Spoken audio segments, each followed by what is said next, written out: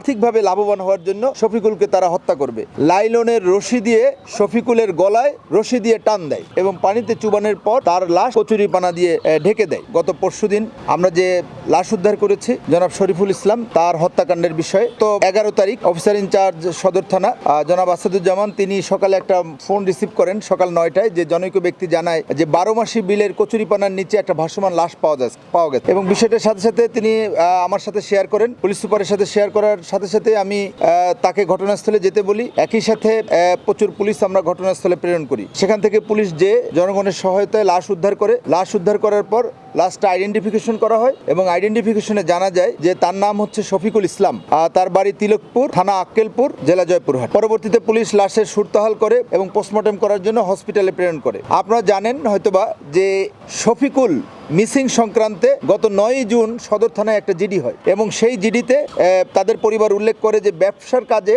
সে এসেছিল এবং ভীমপুরের বটতলি বাজার থেকে এবং দুপুর থেকে তিনি মিসিং হয়। তিনি মূলত পুরাতন মোবাইল, পুরাতন ইলেকট্রনিক্সের দ্রব্য সেইগুলি সংগ্রহ করতেন এবং সেগুলি সংগ্রহ করে সেগুলি তিনি বিক্রি করতেন এবং সেগুলি সংগ্রহ করতেন আবার তাদের যে ছোট ছোট ব্যবসায়িক পার্টনার তাদের কাছ থেকে। আমরা যেই দিন থেকে জিডি হয় সেদিন থেকেই আমরা তদন্তের কাজ শুরু করি এবং 11ই জুন যখন তার লাশ পাওয়া যায় তখন আমরা একই সাথে এডিশনাল এসপি তারপরে আমাদের এডিশনাল এসপি প্রশাসন সহ অফিসার ইনচার্জের নেতৃত্বে অফিসার ইনচার্জের সহ আমরা একটা চৌকস দল গঠন করি এবং তারা ওই এলাকার তথ্য সংগ্রহ করে, ডাটা সংগ্রহ করে, গোপন প্রযুক্তি ব্যবহার করি এবং ফাইনালি আমরা তথ্য প্রযুক্তি ব্যবহার করে আমরা 12 তারিখ প্রথমত আমরা আমাদের সন্দিগ্ধ আসামি জয়নুলকে অ্যারেস্ট করি এবং এর পরবর্তীতে আশরাফুলকে অ্যারেস্ট করা হয়। জয়নুলকে আমরা নওগাঁ শহর থেকে অ্যারেস্ট করি এবং আশরাফুলকে মান্দা থেকে অ্যারেস্ট করা হয় এবং জয়নালকে ব্যাপক জিজ্ঞাসাবাদ করার পর সে হত্যাকাণ্ডের ঘটনা স্বীকার করে এবং তার কাছ থেকে ভিকটিমের 2টা মোবাইল উদ্ধার করা হয়। আশরাফুলকে গ্রেফতার করার পর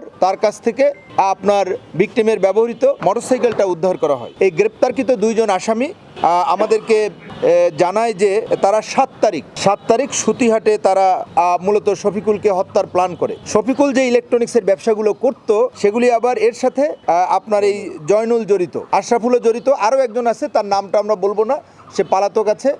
এই 3 জনই মূলত তার সাথে একত্রে ব্যবসা করে এবং তারাই টার্গেট করেছে যে আর্থিকভাবে লাভবান হওয়ার জন্য শফিকুলকে তারা হত্যা করবে। এই পরিকল্পনাটা তারা সুতিহাটে 7 তারিখ 11টার সময় তারা এই পরিকল্পনা করে। পরিকল্পনা মোতাবেক তারা 8ই জুন তারা 3 জন ব্যবসায়িক কাজে ভিকটিম শফিকুলকে ভীমপুর কলেজ মোড়ে আসতে বলে এবং ভীমপুর কলেজ মোড়ে তারা আসার পর যেহেতু তারা পূর্ব পরিচিত তারা একটু ঘুরতে যাবে, এই জন্য 2টা মোটরসাইকেলে 2 জন 4 জন উঠে সেখান থেকে 12 মাসি বিলের পারঘাটি ব্রিজে তারা চলে যায়।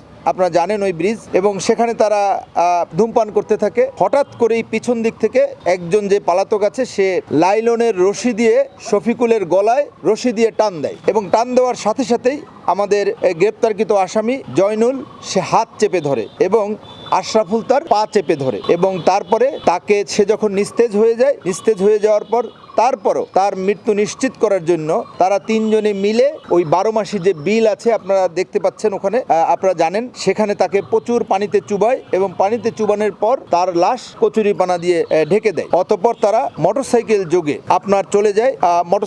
তারা চলে যায়। 1500 টাকা আবার 3 জনে ভাগও করেছে। আমরা যাকে অ্যারেস্ট করেছি এই জয়নুল সে 700 টাকা ভাগও পেয়েছে। তা এই হচ্ছে আমাদের বক্তব্য। আপনাদেরকে বলতে চাই যে দেখেন কত ছোট্ট একটা বিষয়, খুব বেশি টাকা পয়সার বিষয়ও না, এবং তার মোটরসাইকেলের প্রতি লোভ, তার এই ব্যবসায়িক যে কাজে সে কিছুটা লাভবান হচ্ছে, ঈর্ষা এবং লোভ, এই থেকে এই ধরনের একটা হত্যাকাণ্ড ঘটেছে। আমরা পরিষ্কারভাবে বলে দিতে চাই যে নওগাঁ জেলা পুলিশ যে কোনো ধরনের হত্যা অথবা অপরাধ, সড়কে যে কোনো ধরনের ছিনতাই, এ সমস্ত বিষয় কঠোর হস্তে দমন করার জন্য আমরা প্রস্তুত আছি।